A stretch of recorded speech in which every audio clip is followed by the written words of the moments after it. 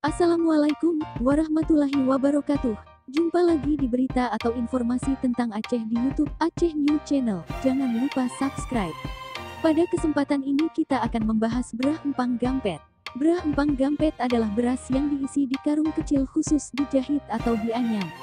Ini merupakan adat istiadat Aceh sering kita temui di acara pesta pernikahan di saat pengantin wanita atau dra baru diantar ke tempat pengantin laki-laki atau lintu baru, di saat diserahkan beras empang gampet ini yang diwakili oleh orang tua gampong atau yang telah dituakan.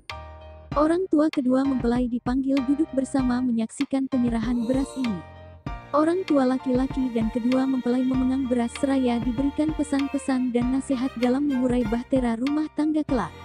Pesan yang disampaikan sangat menyentuh hati, pesan atau nasihat seperti menjaga nama baik keluarga, jangan putus asa ketika rezeki masih sedikit dan masih banyak lagi, seperti yang terdengar di video ini.